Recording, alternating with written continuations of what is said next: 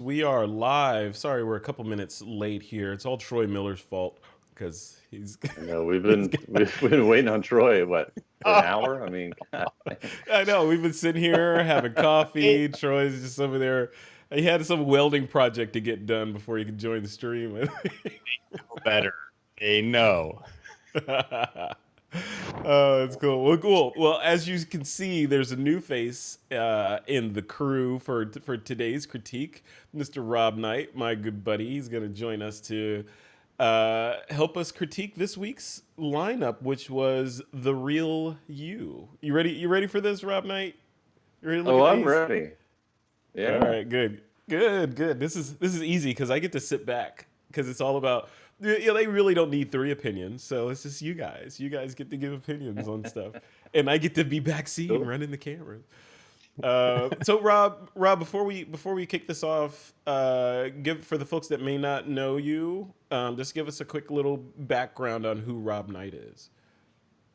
I'm a travel and nature photographer, and I've been leading workshops for about 12 years now, from here, which is Atlanta, all the way to Costa Rica and beyond. And I'm an Olympus educator as of last year, which is really, really fun. Really happy to be part of that family. And yeah, I actually critiquing is one of my favorite things. I know if I show somebody an image, I would rather them tell me, cool, I like this about it, but you could have done this better. I would rather learn something from an interaction with another photographer than just have like cool shot, you know? So I really enjoy that. I appreciate you inviting me. Yeah, no, good. Thanks for coming on. I appreciate it. A third opinion and insight is or different insight is always good. And I think when Troy and I always talk about how subjective these critiques are. Having Sure. more opinions is always better. Well, there are some bad opinions, but generally, if they're mine, they're good. No. So, Troy, before we kick off, you got anything you wanna announce or anything, or should we just dive right into it? No, we'll just dive right into it. No, we're good. All right, here we go. We're diving in. I'm gonna share my screen here, and here we are in the photo critique inside TWiP PRO. And the first shot is by you, Troy Miller. You know what? It's gonna be good about this critique. I can feel it already. Rob Knight, I want to know your opinion on borders on photographs. Do all photographs need key lines and or borders? I couldn't care less about borders. If you like That's them, a then Joshua great. Sommerfeld response. I don't think I think they look fine. I don't have really a strong opinion one way or the other. I think it looks cool. Yeah, sure. I like it. Very As cool. long you All know right. what with any sort of processing, whether it's finishing thing like a border or whatever, if the first thing I notice about an image is the processing, then it's a distraction, and I don't think that's positive. You know what I Yeah, mean? I do. So if I look at this picture and the first thing I notice is like, oh, cool border, then it's not much of a picture, right? But in this case, Yeah. it's cool. I didn't even notice the border until you mentioned it. So Yeah, like I always whatever say, that's. like if you walk up to someone and say, "Wow, really nice plastic surgery. They did a great job on your nose." It's probably a fail. Excellent, excellent analogy. Yes, I love it. All for right. sure. Well, since Troy, tell us about this shot. This is your shot, and I know that guy that's kind of suspended in midair. I've met him. What's going on here? Oh, it's just it's about getting the shot. You gotta get in there and get the shot. And I know that the community sees me do critiques and sees my macro and my fire and all that other kind of stuff that I do. But this is what I do on a regular basis. Is I'm out chasing clients and trying to photograph them and get images and stuff. So yeah, this is me doing an engagement session in Temecula. It's cool. Love it. Love it. That's This is cool, you man. back when you could do that stuff. Yeah, It's Uh-huh. my back would allow He's it. probably 6 feet from them. yeah, you can still do this. Yeah. No, this is Well, cool. it's funny. One of the things I like about doing critiques is to be able to talk to the photographer and find out what story they're trying to tell, right? And then you get to see how that is actually portrayed through the image. And that's exactly what I get from this shot, Troy, is like, you're the guy that's going to get the shot. I'm going to stand on the rail. I'm going to put my camera where I need it. And this shot definitely tells that story. And it's a great picture. I mean, it's got the nice leading lines and the composition is good, but it definitely tells that story. My wife took this and I told her, I said, why didn't you step to the right and highlight me against the sky a little bit better? I mean, that would have been a better shot, but she was assisting, right? She wasn't shooting. So this is, we do an annual behind the scenes shot when I'm actually working in the year. And this is one of those images that we showed. So, nice. yeah. I mean, if I'm critiquing your wife's photography, I would have had you a little bit higher in the frame, but it tells a story. And we are Sometimes the critiquing his wife's content is photography. more important. Yeah. Well, as a matter of fact. No, it's cool. All right, we'll move right along. Enough of Troy Miller. Sorry, Troy. Wow. All right, that was me. Okay, here we go. Armando Brook is up next. Look at that compositing job. What do you guys think? Well, you go first, Rob. What do you think? I think it's cool. It's obviously it tells the story, and I read the little blurb about it, and that was his first professional camera, and that's cool. In this case, I do like the border around it. It gives it that kind of old photo feel.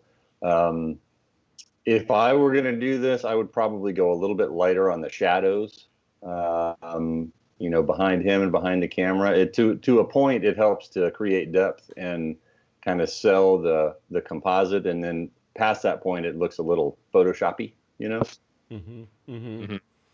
Yeah, I wonder, Troy, what do you think about the composition of this? Armando's got it obviously intentionally right up at the edge of the frames. Do you think you should have left a little breathing room in there, or does that add to the tension of the shot? No, I like it, and I like the matting and the mounting, and I like the space at the bottom. I like the presentation. For me, anytime you're doing a composite, I'm just being picky here, is that your subject matters. Both your subjects should have the lighting from the same direction. So Armando's lit from camera left. It would have been really cool if the camera was lit the same way, so we feels more, intentional. Other than that, I really dig it. I am not a fan of Armando's pose, though. Sorry, Armando. Thumbs in the front pocket, hide that phone that's in your front left pocket, camera right, those kind of things, and drop your left foot so it doesn't look like you're amputated at the knee. Just little human posing things that it's for me when I'm photographing. But I love it. I love the creativity of this. Is definitely one of my favorites. And it's a Nikon, so how can Of course, yeah, of course. What is this? A FM something or other? I don't know. I think from a purely technical compositing standpoint, looking at where's my mouse?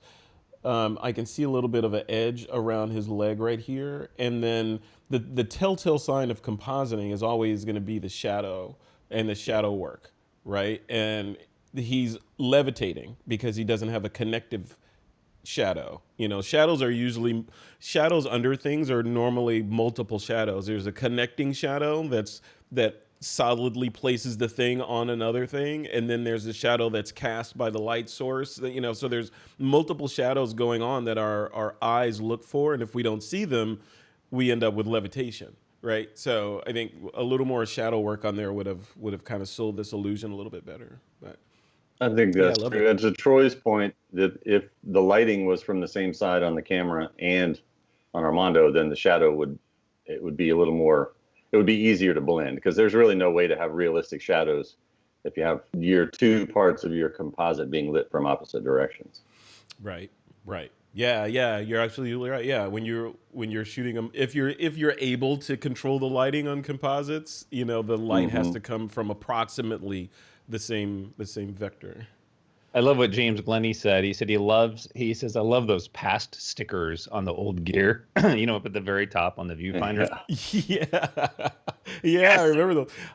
I remember that Nikon strap, the old yellow and black strap. You remember those? Those were really cool. Yeah. Replaced by Peak Design. All right. Thank you, Armando. Next shot up is from Ernest Howlett. Or Halle. Did Ernest put a caption on this? He says, I am always passionate and looking at for light. They say you can't get a good image with a high sun. This was taken at 1 to 2 in the afternoon and was needed. Can't just means you're not looking hard. Or you're not shooting infrared, because if you're shooting infrared, you can shoot at high noon. There you go. You look for high. You need that sun, right? Rob's response right there means we're going to be really good friends. Are you saying that only people that agree with you can be your friend, Troy Miller? Is that what you're saying? I think that makes sense. He likes infrared so far. I mean, yeah. So Troy, what do you think of this shot? You know, I love photographing flowers, and I think that they're always fun. And high noon or bright sunlight is always super challenging.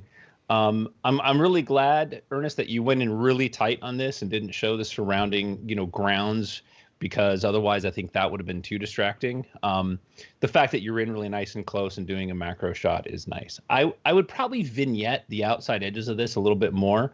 I get the sense that you brought up the shadows on the back half of the flower, and I don't think that you really needed to do that. I think let the shadows go dark, burn down the front edges, and then let's just focus on the center of the flower, and whatever those pieces are, whatever those flower parts are, let those be the graphical element that is sort of abstract-y. So, but I dig it. It's fun and good for you for shooting in less than quote unquote ideal light. Yeah. I think that's good points. I do like the light just streaming across the middle of the flower like that. And like Troy said, just sort of focusing in on that and leaving out a little bit of the brightness around the edge. And I always say there's not really good light. There's just appropriate light for what it is you're photographing. So if the light's not good for one thing, just go shoot something else. And I think you did that nicely here. Yep. Love it. Very cool. All right, moving right along. I'm going to move at a reasonably snappy pace on these since we have a bunch and we got 3 people. Peter Levshen's up next. Peter says, Canon, this was me when I was younger and had a beard. Yeah, you wish. All right, here we go.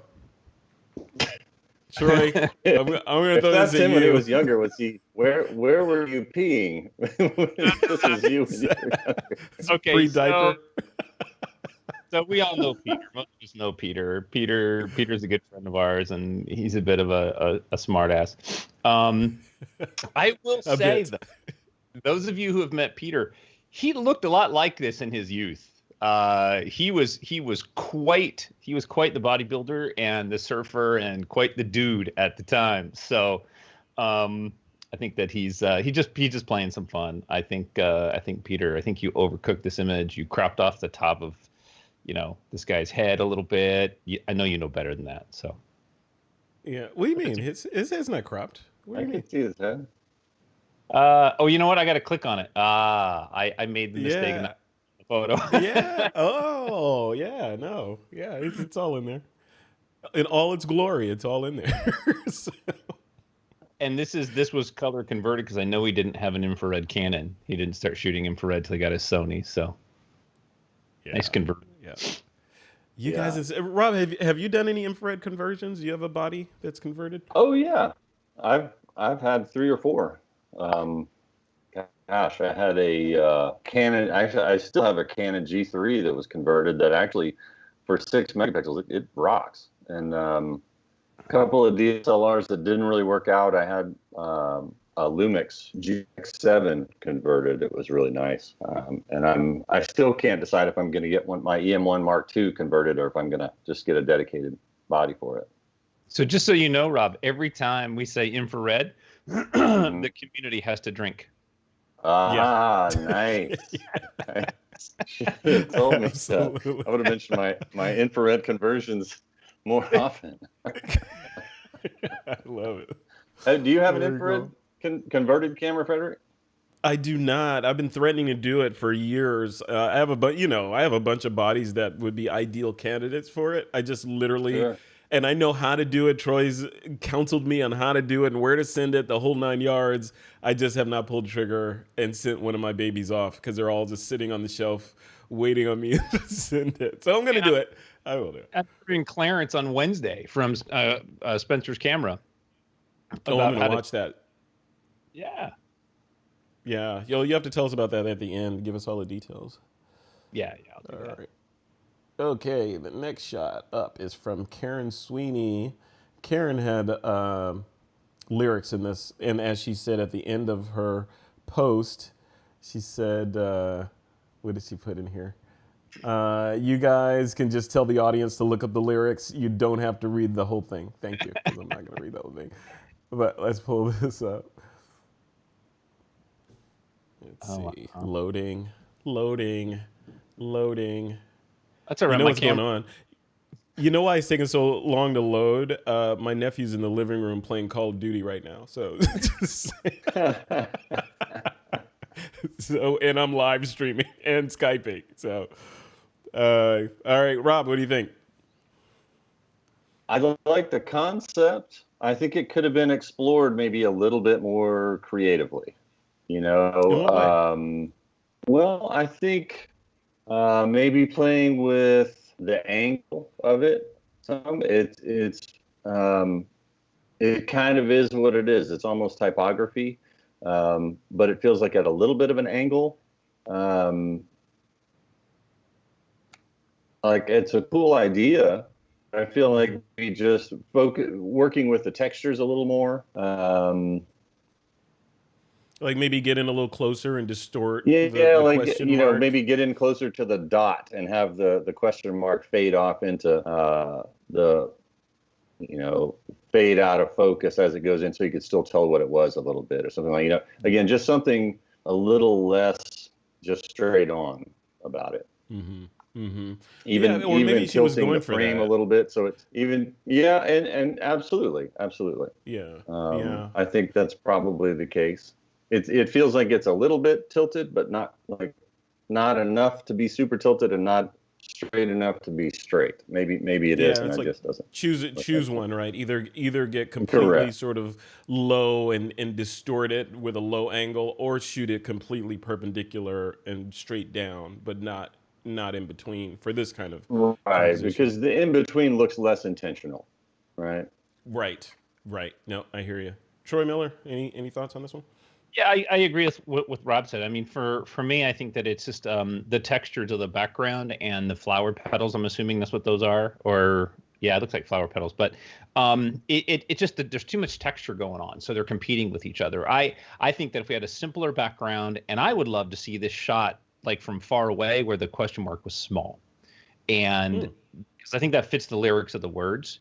But speaking to the image the way that it is now, I like it. I mean, I like the abstractness. I think it would be cool to see this in a series, maybe like as the petals or whatever that is gets blown away and sort of diminishes a bit, do like a triptych or something. I think that would also follow along with the lyrics of the song. So I appreciate it. I thought it was seashells. Is it flower petals? I think they're seashells. Yeah, those look like seashells or some sort of mollusk. Right. Really, and that's I agree too, Troy. Like some sort of a almost like they're just thrown there, and it happens to make the shape of a question mark. Almost like a windblown kind of a thing, rather than just in a pile. I don't know. Yep. Very cool. Creative though. Yeah. Very, very. All right. Moving on to the next one. And remember, just a reminder, the topic for this week's critique is the real me. The real me, meaning the real you. This one's from James Glennie. He says, this isn't so rare to a very special small group of people, but it's something most people I interact with never see. Sitting on the quiet beach at our cottage, watching the sunset, noodling, wait for it. Where is it? The guitar. Noodling on the guitar a bit and taking photos. This is where I feel most at peace. This is where bifocals fail because the computer's too far away from me.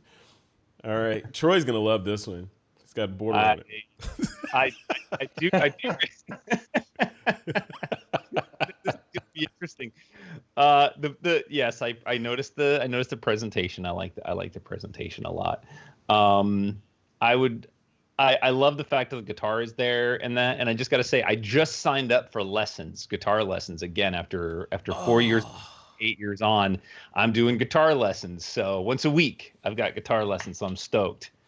Um, but James, speaking to this image, I really love the composition and how warm it is. I like that the guitar is the center and that the feet are off to the right. I feel like the feet are cropped off a little bit. I'd like to see space to the right of those. And although I know the horizon isn't dead center, I feel like there's too much sky. So I would probably take off about a third of the sky above the horizon. That would bring some more focus on the foreground, but well done. Yeah, definitely. I love the feeling of this, and I can relate quite a bit. yeah.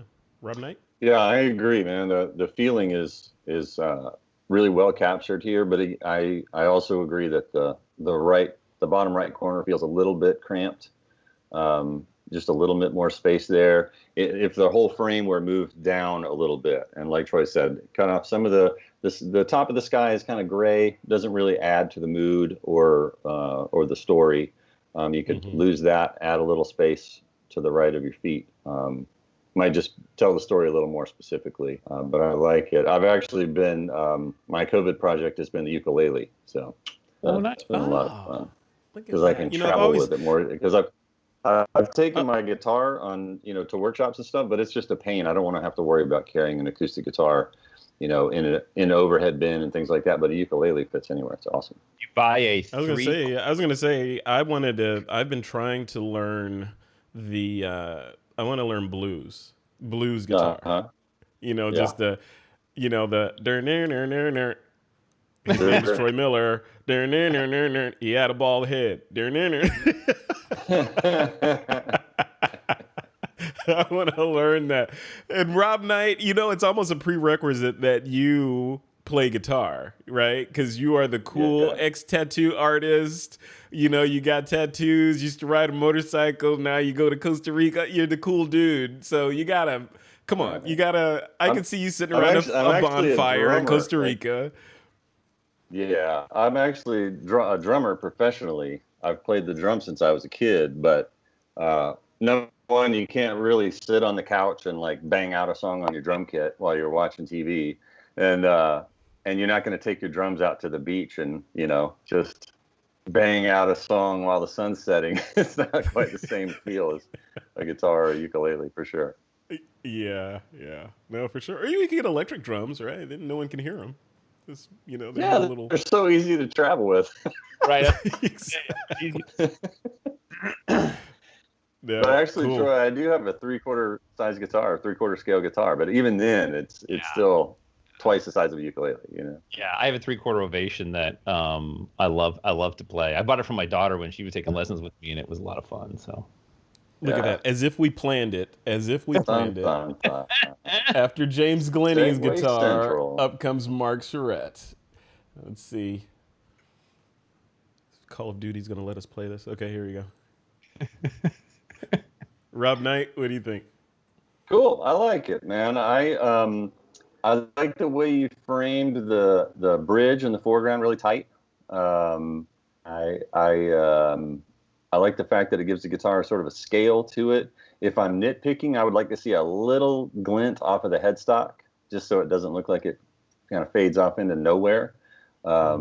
But again, that's just nitpicking. I even like that you didn't necessarily polish the guitar. It looks like a guitar that's been played. It's cool. I think it's nice. Yeah, it could tell some stories. This guitar has some stories in it. Yeah. Troy, what do you think? No, I totally agree. I love the edginess of this guitar. I'd burn down that highlight on the top left a little bit. I think it's a little bright, that reflection off the body, and then just crop the top off right down to the neck of the guitar. If you're not going to show the head, then just crop it off. And then what that'll do is that really brings our focus back to the body of the guitar. We've got all that negative space up there that we really don't need. So, Yeah. but Yeah. Yeah, I was thinking like if like he's got the vanishing point thing going on, the guitar kind of in perspective like that. Right. With all that black in the background, I almost want to see a gradient from the top to maybe around right here, kind of fading out the end of the guitar. So it kind of looks like the guitar is going into the darkness and fading away as it goes away. Like having all the detail up here in the guitar makes my brain wonder what else is up there and what else should be up there. But if it faded out, then it would make more sense for me to wonder what's up there. You know, there's like a gradient from like here to here where it's fading from black into transparency, and then you start seeing the guitar kind of reveal itself. I don't know. Yeah, But I think that's like what it is. Since there's a space for the headstock, then my brain is disappointed that it isn't there a little bit. Yeah. Mm-hmm. It's missing something. Your brain is like, okay, what's going on? This is broken. This makes me feel bad because it's like I want to see the rest. Yeah.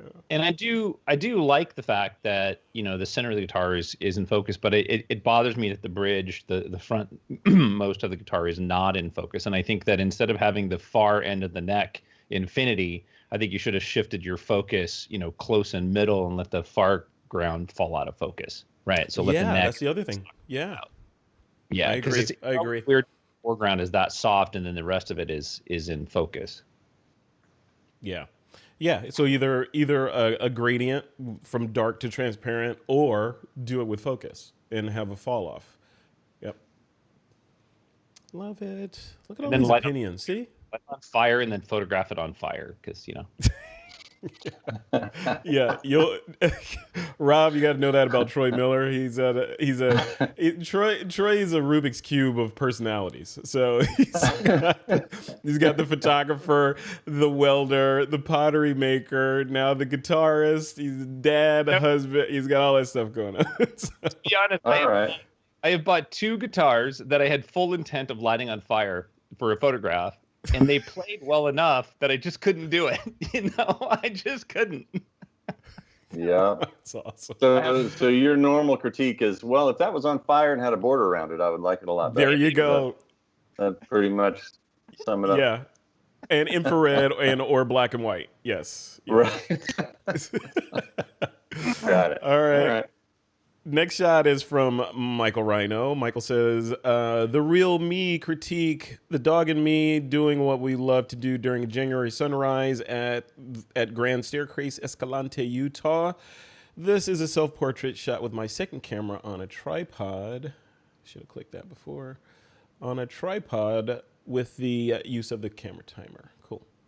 Take a look. Here you go. There's Michael Rhino. I dig it. I think it's. I do too. I think there's a lot of fun. Michael. I love your expression in this. It just shows so much enthusiasm to get that shot right. I can just see you jumping, you know, back and forth. I wish that your puppy was in focus. You know, and I love the fact that he's looking back at the camera like Dad, why is that one over there, and what's going on? Right. Or like he's waiting for the timer to go off. It's like, it's just 10 seconds. Yeah. No, that's when's dinner? that's the dog's look. When am I gonna get my kibbles and bits? And I know this is gonna sound a little cliche, but I think this would do better in black and white. I know that, you know, so? I do, because I think that it would really draw out his face, and, you know, the shape of the camera and the tripod and those kind of things. And less of a distraction for me on the you know, the blue jeans and the red rocks. It works either way. I would certainly try black and white. You know. And if he was on fire. It is on fire. Yeah. There, right? Like. The color doesn't bother me in this one. I think maybe a gradient on the left side of the frame to burn that down just a little bit. Not overboard by any means. Maybe even just taking the highlights down on that left side, just so he jumps out a little bit more, would be good. And in lieu of just doing a full vignette, you know. Mm-hmm. I don't know. I'm struggling with that color thing, Troy, because I think I hear what you're saying about making the subject pop out, and the background isn't the hero of the subject. It's Michael and the dog and the camera. But then the sense of place, I think, would be lost if you lost the red in those rocks back there, right? Because then it could be any place. It could be here, right? But with the red in there, it kind of geographically locates it in part of the U.S. I don't know. I know. It And does. does that matter though? Does it matter? Right. No, I mean, my portrait brain says, Michael, that he doesn't stand out enough. And in order to get him to stand out, making it black and white, a slight vignette on him, allowing his skin tone and then the shapes of the tripod and the camera and the dog and stuff, I think would stand out better. So for me, highlighting him in the scene, black and white feels better, because I feel, because we have depth of field all the way to the rocks, that it's competing with him, right? We don't really have depth in this image, and depth can be created by, darkening the background and lightening him and stuff like that, which I think you'll have a hard time doing in color. Yeah. Yep. Cool. Thank you, Michael Rhino, for that shot. Just got a And then couple Michael's more to going go to get through. red camera converted, so then he could do selfies in infrared. So There you go. Selfies, portraits in infrared look amazing. I've seen some of Peter Levshen's shots of, and it's interesting what it does, because the infrared wavelength is reflecting like a layer or so deeper than the surface of the skin in a lot of cases. So it makes skin look clearer and smoother. And then he did these shots. Troy, you remember those shots that Peter did of the tattooed faces, where you could see more of the tattoo because it was below the skin, right? And it was really interesting how it works. Yeah, it's really interesting. Huh. Yeah, tattoos One of my, I don't remember which Lumix flash. It's the top of the line Panasonic Lumix flash. Comes with a regular diffuser, a CTO diffuser, and an infrared diffuser. So you snap this black diffuser over the flash, and then I would use it it's for forensic photography, I guess. But I would use it with my infrared converted camera, and I would be taking flash photography, and nobody knew anything was happening because you couldn't see it with your eyeballs. Cool. It was really cool. Yep, That's really cool. You can put I tape a 720 nanometer lens filter over the top of my strobe, and Cool. bam, same thing. Neat. Love it. All right, next shot is Michael DeRay. Michael says, "The real me, an introverted karaoke singing snapshot artist." That's awesome. Look at that. Velo is over there. I have a camera like that somewhere sitting on a shelf. That's a lot of fun. I love this. I love the concept, the idea, the intention that went into this. There's a lot of creativity in here, and I think that a lot of us can relate to that, right? Like we all have multiple faces and facets of what we do, and I think that he captured that really well in here. And it's black and white, and it has a border. But it's not flaming. Just set that plate on fire, and we'll be. I think it's great. I really like the tonality as well. It has bright highlights and obviously a lot of dark black, but it doesn't feel too dark. I think he did a really nice job with the processing and the exposure and the whole bit. It's great. Yeah, for sure. Yeah, I like it. All right, moving right along. Next shot, Lamb. Okay, he just says he positioned lower to get a sense of scale in this shot. Let's take a look. Look at that. I love the mask. It's like, these days, anybody could be anybody, right? It's like... Yeah. It's funny. I was watching low bass guy Joshua in the community do a stream yesterday on TWiP, and he says, I'm going to put a mask around this butterfly, and immediately my brain did not envision like a luminosity mask. So it just changes how we hear that word. Yeah. This is cool. Troy, what do you think of the shot? I love this. Having seen a bunch of Lamb stuff come up before, and this big equipment, I think that he did this really, really well. I love the fact that he's hunkered down. It shows the size of this machine. Some dodging and burning would be appropriate, I think, here to kind of bring Lamb out a little bit and maybe push the tractor back. But that kind of depends on his intention. But I really like this. I really don't have a lot more to add. It's definitely one of my favorite images, and definitely one of my favorite Lamb images. Very cool. Yeah, it's cool. I agree. Just bringing out the shadows a little bit. where it got a little dark around him, so he jumps out some more. It could even be just wearing khaki pants instead of dark pants, that aren't exactly the same color as the bucket. Yeah, I like it. I like the low angle to show the scale, and I think it's cool. Yeah, I dig it. Yeah, not much to say about this. I thought Troy was going to comment on the cut off arm on the backhoe there at the top. So that I think in this case it kind of sells the scale a little bit, though, because I was looking at that too. But so if you had the top of that arm from this angle, you would have so much useless sky on either side of it that I don't think it would add to it. Right. Yeah. If I was to do this shot, I would try to pull Lamb. I would try to pull my subject out and isolate him against the sky.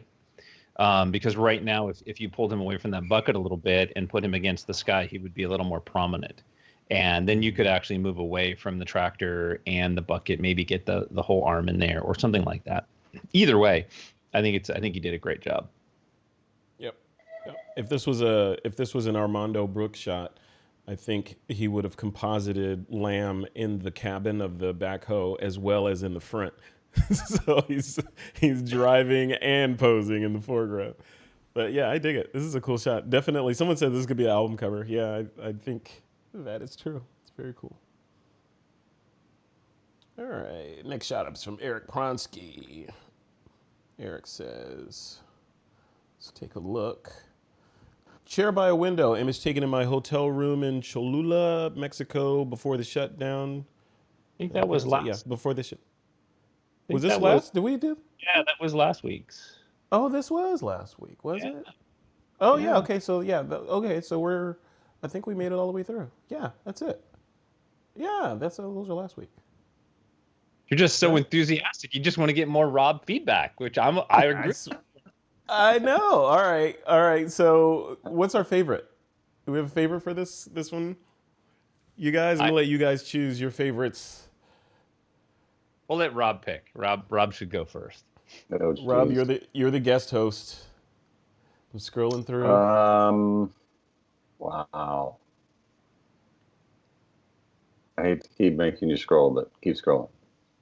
Keep scrolling. I think there was that one. Was it Michael's with the paper plate and the microphone and everything? I mean, if I pick Troy's, that seems kind of rigged, right? I mean, oh yeah, we don't even pick mine. Yeah, don't inflate his head anymore. But that one, I think for the pre-visualization, the forethought, the capture, the processing, and everything, I think that would be my favorite. There's our winner chicken dinner. There you go. Cool. Michael Duray. Yes. Michael Duray rocked the house again. Very cool. nice. All right, guys. That was good.